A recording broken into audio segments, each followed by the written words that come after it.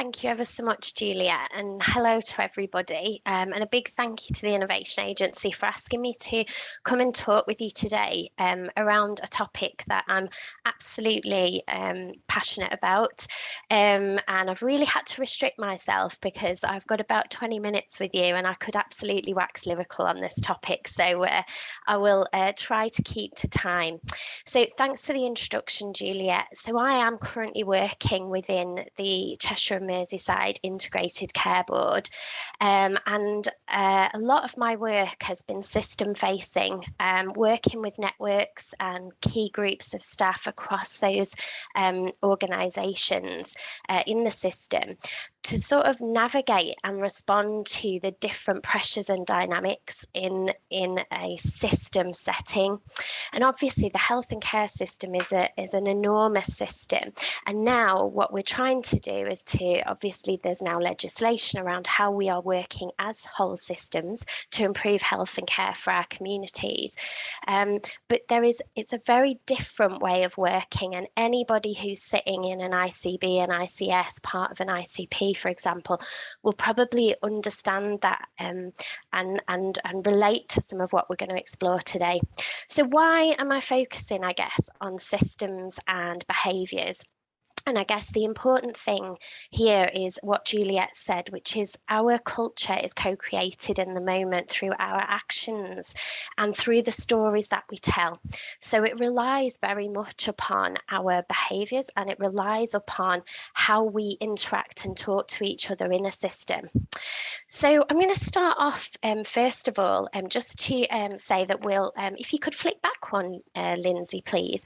We're just going to explore some of the features of systems today. So I think it's really difficult to talk about mindset and behaviours without thinking about the dynamics within which we're working. And then we're going to look at what working in system requires in terms of our mindset and the leadership skills and behaviours. And then I'm going to touch on some tools and frameworks. So I really want to make this practical for people, and you'll have an opportunity to reflect on some of this in the breakouts, but really want to share some of the frameworks and tools that can help us all and the teams that we're working with to develop a sort of system mindset and behaviours that really help in that system. Thanks, Lindsay. If we can go to the next slide. Lovely. So not to patronise anybody, but I wanted to take a moment just to reflect on what a system is. So health and care system is a complex adaptive system. So what does that actually mean? It means that there's coordinated action towards a purpose. So in our system in Cheshire and Merseyside, we are absolutely directed towards reducing health inequality. That it's very complex because there are a lot of many and varied relationships and parts of the system, which makes that behaviour really difficult to predict. And they're adaptive in the sense that any part of that system can move and change at any given time, and they can change and evolve in response to those new conditions in their environment. So next slide, please. So this is my terrible attempt, I guess, at a sketch note, and I was trying to describe the characteristics that complex systems have.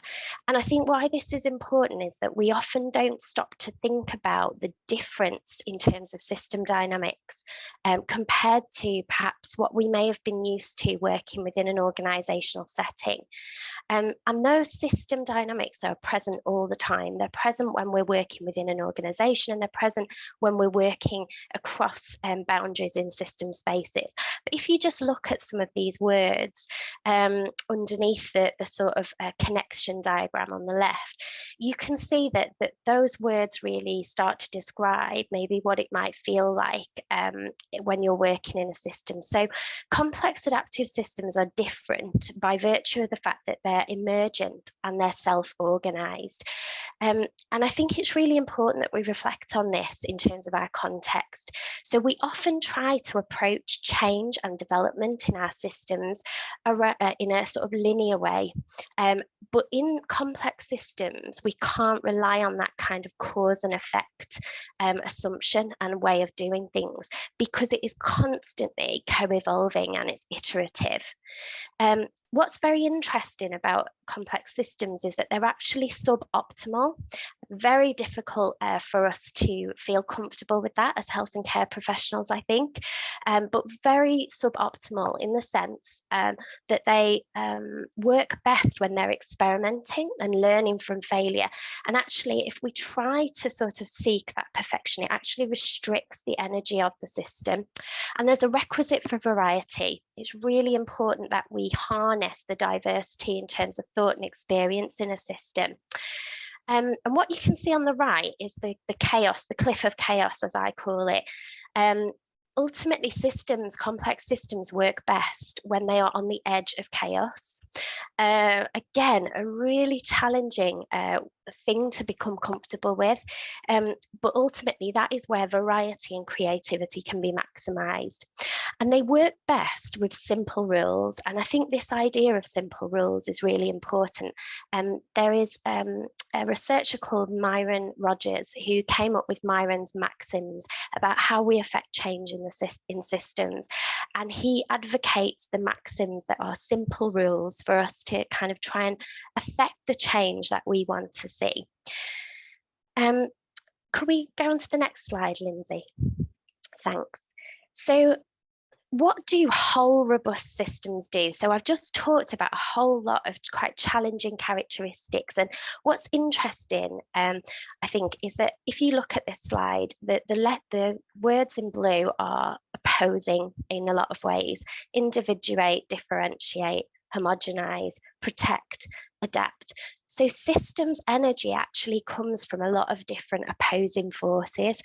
And if we try to place control upon a system too tightly, we actually stifle the energy that comes from these opposing kind of energies in the system. So this is taken from work by Barry Oshry, and the book that's referenced there is a really accessible way of I think, learning about the dynamics in a system. Thanks, Lindsay. Next slide.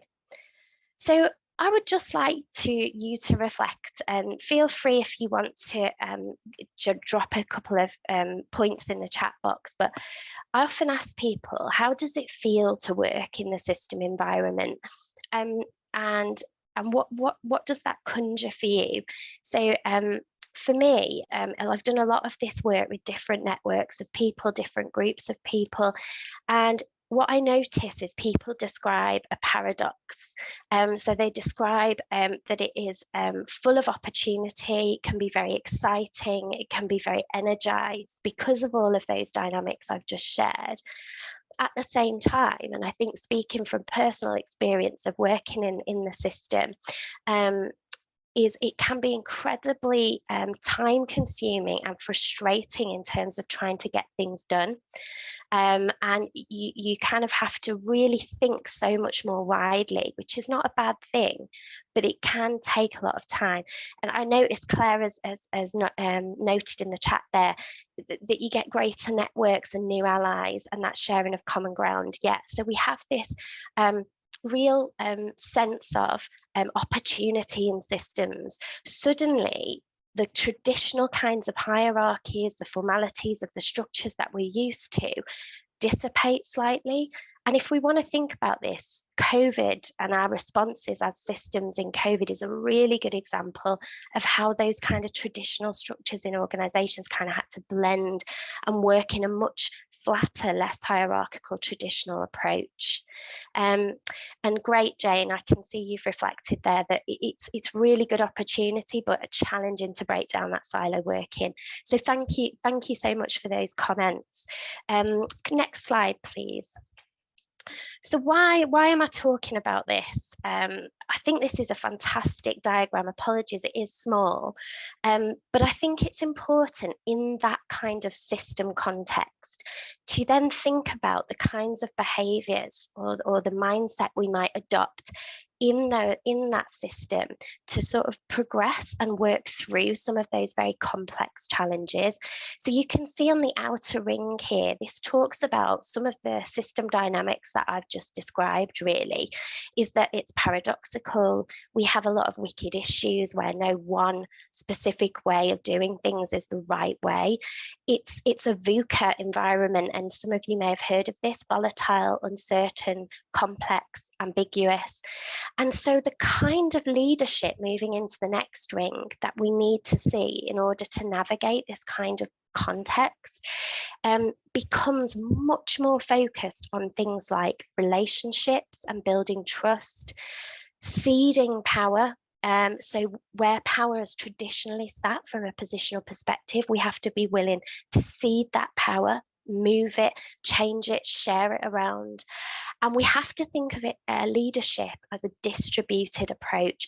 That means everybody at every level being enabled to work autonomously, support the innovation, lead the changes that we want to see.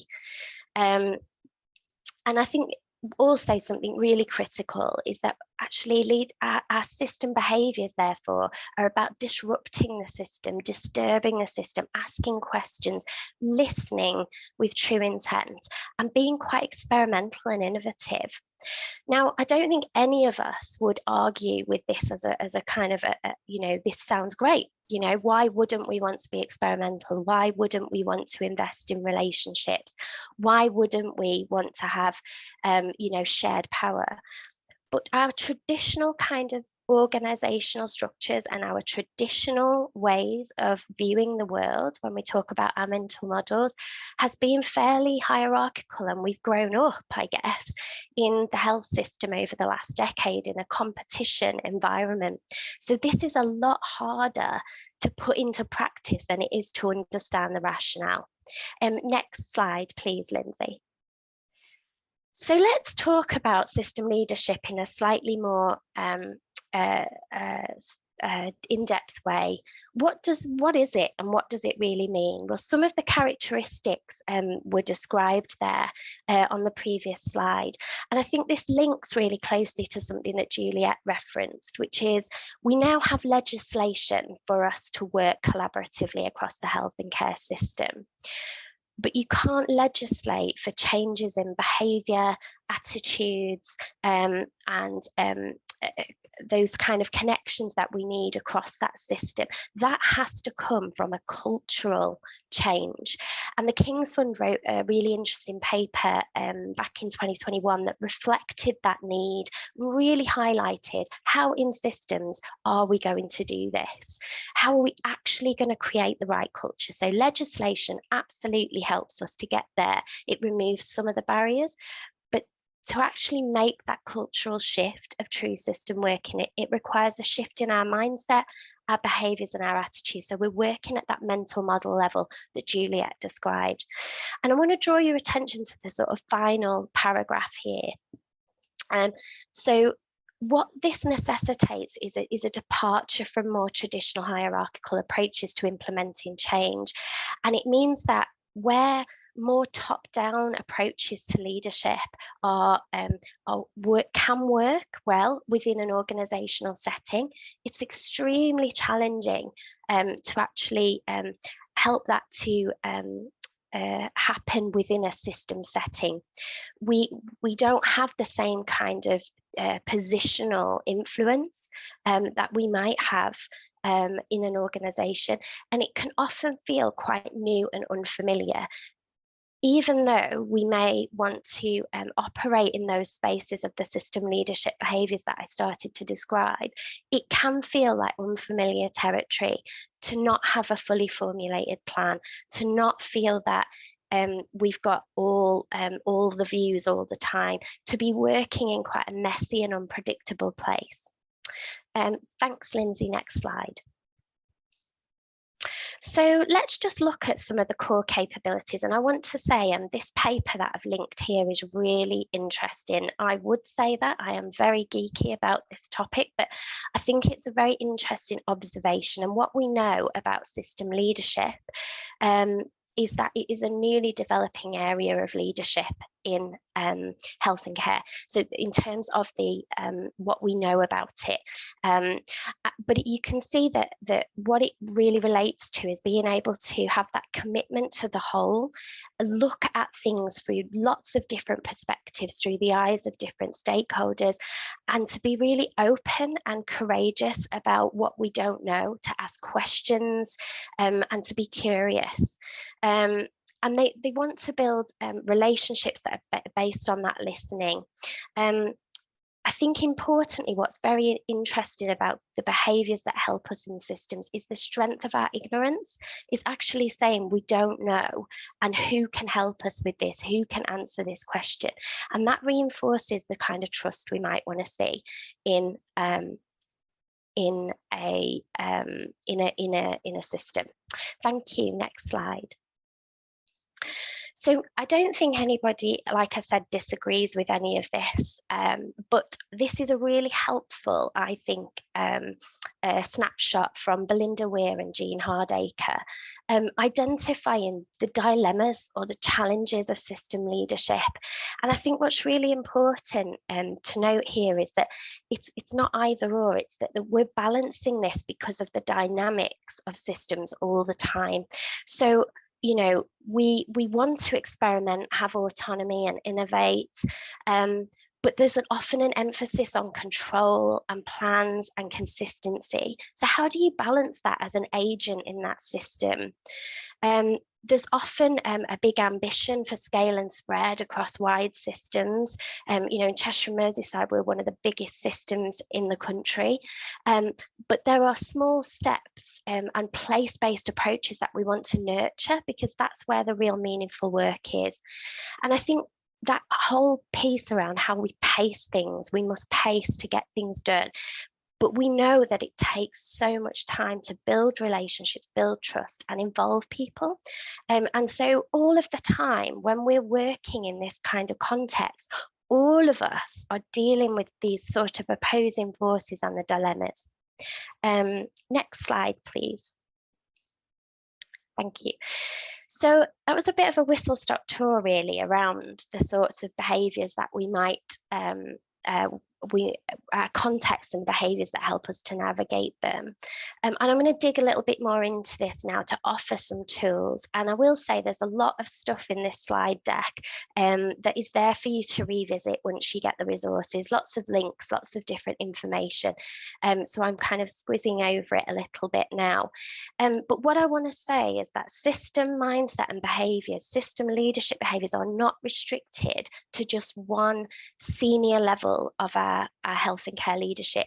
In my view, and in a lot of the system leadership literature perspective, there is this point that system leadership can be done by anybody, because it does not require that sort of positional authority, although that can be helpful. So what this is about is developing a mindset that understands system and behaviours in everybody. So I work with lots of different groups, and I talk at all levels about the impact of a system. So if we make a change over here, it affects changes over there. If we make a change in isolation without looking at the bigger picture, we can adversely affect that wider system. So I think it's really important that we start to talk with all staff at all levels around the system dynamics and how that influences how we do the work that we do, and starts to ask us to think about collaboration. So I'm only going to focus on the top two items here on this list, and the others are really great tools and frameworks that you can utilize as well, but I'm going to focus on the top two just because of time. So next slide, please. So some of you might be aware of this already, but some years ago, the Northwest Leadership Academy engaged with a wide selection of stakeholders and carried out a big engagement piece to devise a system leadership behaviours framework. And I know this is a bit small, but you'll be able to see it better when you get the slides. Essentially, what it did was to look at how can we work effectively in systems? And they've produced system leadership behaviours cards and the self-assessment tool. Now, this self-assessment tool you can use individually, and they're currently putting this online. So the link there will take you to their website, where you can use this framework to start talking in your one-to-ones, in your teams, in your system meetings. Are we demonstrating the kinds of behaviours that are going to help us here? Next slide, please. And here's an example of one of the tools that's available. It's called the System Leadership Behaviours cards. And what you can see is that related to each of the areas here, we've got questions on these cards that help to trigger our thoughts in relation to that behaviour at an individual level, at an organisational level, but then at a system level. So these are designed to be conversation starters, and we've had a number of places and spaces using these over a number of years now who found them incredibly helpful. The link on the other slide will take you directly to this information, so you'll be able to see, and you can download the PDF of these cards. I am biased because I was part of the work to develop these when I was at the academy, but they are really helpful as a conversation starter in your system. Next slide, please. And the second thing I just want to highlight, and this is meant more for people who are kind of, I guess, leading change in their organisations or in the system, and people who are supporting that, like, say, myself, an OD practitioner. And this is the System Leaders Fieldbook, developed by the Academy for System Change. And it gives a range of topics and information that is free to access, that helps us to really start to get to grips with what our system is, how we might intervene in it, and the differences that we might make. I think it can be helpful for anybody, but personally, the intention is for those leading systems and those helping, such as consultants and OD practitioners. Lindsay, if we could skip 2 slides to the next. Thank you, that's perfect. Very conscious of my time. What I really wanted to end with was to say that when we think about how we create cultures in our system, behaviours are so important, but also how we intervene in that system is absolutely critical. So every time we're developing work, we're creating a change, we have to think about keeping it simple and working with the dynamics of the system rather than against it. And these maxims from Myron Rogers are so useful. And I just want to focus on the final one. The process you use to get to the future is the future that you get.